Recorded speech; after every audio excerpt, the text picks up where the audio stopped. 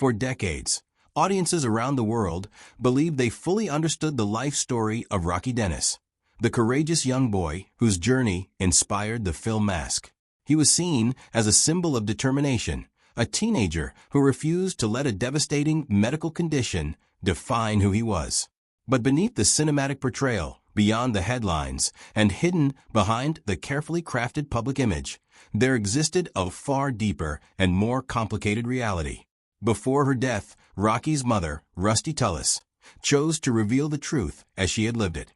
She spoke candidly about the struggles, the heartbreak, and the painful experiences that were rarely shared publicly. Her reflections included the unimaginable loss of both her sons and the difficult, often controversial decisions she had been forced to make, offering a version of Rocky's life that very few people had ever heard in full. Roy Lee Dennis, the boy who would later become known to the world as Rocky, was born on December 4, 1961, in California. At the time of his birth, everything appeared completely normal. He came into the world as a healthy infant, welcomed by his mother Rusty and the man listed as his father, Roy Dennis. However, even at this early stage, the family situation carried a hidden complexity. Roy Dennis was not actually Rocky's biological father. For Rusty, though, this kind of unconventional beginning was not unusual. Her life had never followed a predictable or traditional path. As a child, she had once imagined a future filled with excitement and purpose, dreaming of becoming something extraordinary, inspired by larger-than-life figures like Wonder Woman or Sheena, Queen of the Jungle. Yet the direction her life ultimately took was far less idealistic and far more turbulent. By the age of 13, Rusty had already been expelled from junior high school due to repeated truancy. Just a year later, at 14, she was smoking marijuana and spending time with biker gangs. By the time she turned 15, she had dropped out of school entirely and was working as a hoochie-coochie dancer at Coney Island. Her life progressed rapidly, often in unpredictable and risky ways.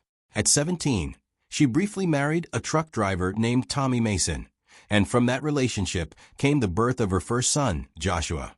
The marriage did not last long, and soon afterward, Rusty found herself once again searching for new opportunities and directions in life. At 19, she joined a motorcycle stunt team known as Speedy Babs and his CYCL.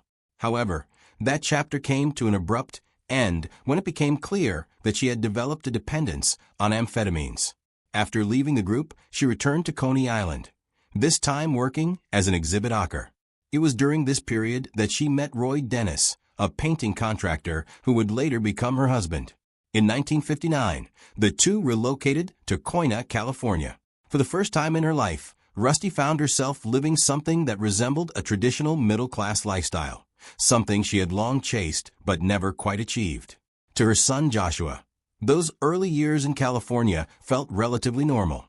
He remembered participating in activities like being a Cub Scout and living in a home that, from the outside, looked just like any other in the neighborhood. Rusty cooked dinner every evening and did her best to maintain a sense of stability within the household. However, behind closed doors, she continued to struggle with drug use. Despite this, Joshua still viewed her as a caring and devoted mother. She made sure her children were fed, protected, and looked after.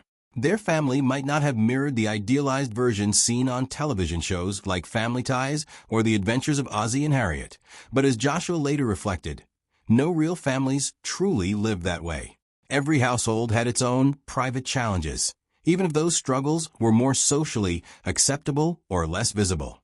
Whenever tensions arose between Joshua and his stepfather, Rusty consistently took her son's side. Her loyalty to her children remained unwavering, even during times when her own life felt chaotic and unstable. To outsiders, the Dennis family appeared to be living the American dream, complete with a home, a neighborhood, and the promise of upward mobility. However, as Joshua would later explain, once Rusty finally reached that long-desired version of life, it gradually began slipping away. Sometimes, achieving a dream reveals that it is not quite what one had imagined. During the first 2 years of Rocky's life, there were no signs that anything was wrong. He was a happy, energetic child with blonde hair and a bright smile that drew people in. Then, shortly after his second birthday, everything changed during what was supposed to be a simple doctor's visit for an ear infection. While examining him, doctors noticed that the bridge of his nose had not fully developed. Initially, this detail did not cause major concern, as such features can be common in young children. However, not long afterward, Rusty began to notice something far more alarming. Rocky's head seemed to be growing at an unusual and rapid rate. At first, she tried to dismiss her worries. She joked that her family had always been full of hypochondriacs, people who constantly feared illness. Rusty believed strongly in the power of the mind over the body. She felt that if people could convince themselves they were sick, perhaps they could also will themselves into being well. But the changes happening to Rocky could not be ignored. An observant X-ray technician eventually detected an unusual irregularity in his skull. What initially appeared minor soon proved to be something far more serious. Further testing revealed that the bones in his skull were thickening rapidly. At UCLA Medical Center, specialists eventually diagnosed Rocky with an extremely rare genetic disorder known as craniodiaphyseal dysplasia, sometimes referred to as Leonidas because of the way it alters facial structure. The condition is caused by a mutation affecting the regulation of bone growth. Under normal circumstances, the body produces a protein called sclerostin, which acts as a braking system, signaling when to stop producing new bone tissue. In Rocky's case, that braking system failed entirely. As a result, bone-producing cells continued to create layer upon layer of tissue, leading to the dramatic thickening of his skull and facial bones. This condition typically begins in early childhood and worsens over time. As the skull becomes thicker, it compresses the small openings that allow nerves to pass through, potentially damaging cranial nerves and leading to hearing loss, vision problems, and even facial paralysis. The pressure within the skull can also cause severe headaches, seizures, and swelling behind the eyes. The effects extend beyond the skull, impacting the entire skeleton, causing thickened ribs, reduced height, and breathing difficulties due to narrowed nasal passages. Blood tests often reveal abnormal chemical changes, including elevated levels of bone-related enzymes and hormones.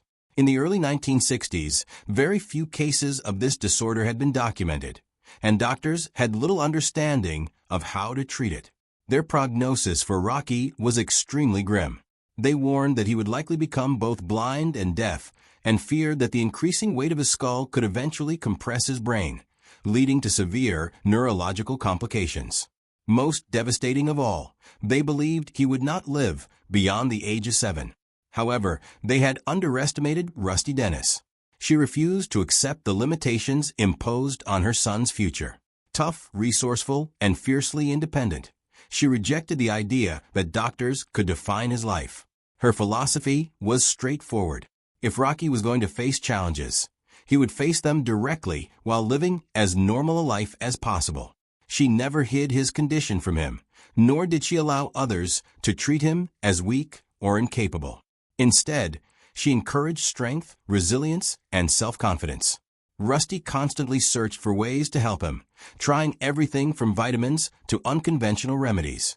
When Rocky suffered from frequent headaches, she often responded in a unique way.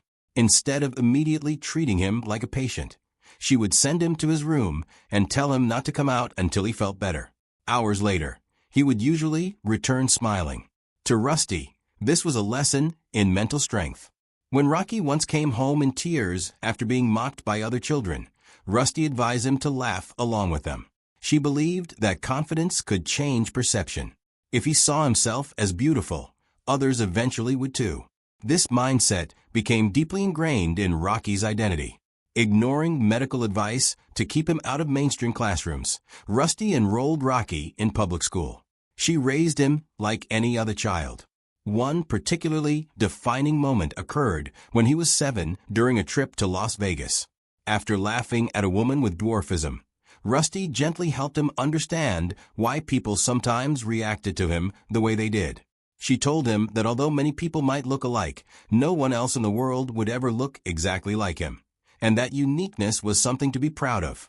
Despite everything, Rocky's life often appeared surprisingly ordinary. He attended school, completed homework, and excelled academically.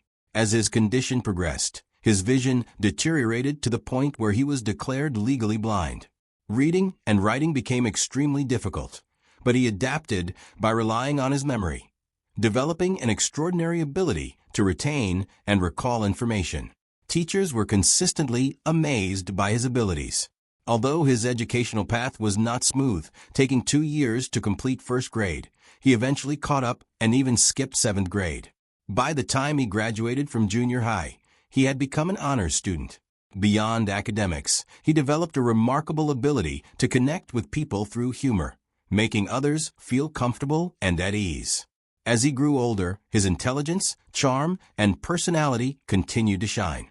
He formed friendships, developed a passion for baseball through collecting cards, and impressed others with his extensive knowledge of the sport.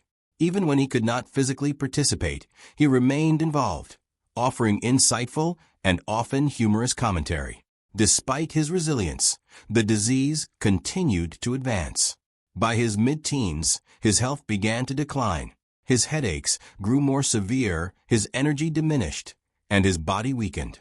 By the fall of 1978, his condition had become critical.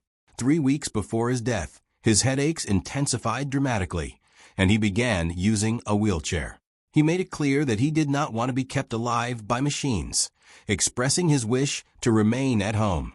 On October 4, 1978, Rocky Dennis passed away at the age of 16. His death resulted from advanced complications of craniodiaphyseal dysplasia, as the thickened bones of his skull placed overwhelming pressure on vital structures, ultimately leading to respiratory failure. Unlike the portrayal in the film, his body was donated to medical science, and after studies were completed, his remains were cremated. Rusty believed this decision could help others in the future. In the years that followed, Rusty experienced profound loss. After Rocky's death, her relationship with Bernie ended, and she struggled deeply with grief. Later, her son Joshua was diagnosed with Kaposi sarcoma, a cancer linked to the AIDS epidemic. Despite her efforts to support him, he passed away at the age of 32, marking another devastating tragedy. To cope with these losses, Rusty held onto a belief that life should be lived fully, regardless of its length. This philosophy mirrored the way Rocky had lived. Although the film Mask focused primarily on Rocky and Rusty, leaving Joshua largely absent, the message of embracing life remained genuine and true. Rusty's later years were marked by both resilience and hardship. She faced legal issues, including prison sentences related to drug possession. In 1996, she served 2 years after pleading guilty to methamphetamine possession. Further violations led to additional prison time in the early 2000s, with her final sentence ending in April 2005. In 2006, at the age of 70, Rusty Tullis passed away following complications from a motorcycle accident in ISUSA, California. While riding her 3-wheeled motorcycle, a tire suddenly came loose, causing her to lose control and crash. Although she survived the initial accident, she suffered serious injuries and later developed an infection that ultimately led to her death. Even after her passing, her story held unusual details. For a time, her remains stayed at the Los Angeles County Coroner's Office until arrangements were finalized. Eventually, she was cremated according to her wishes, reflecting her lifelong desire to avoid burial.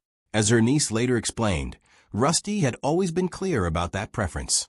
In her own unmistakable way, she simply did not want any dirt on her.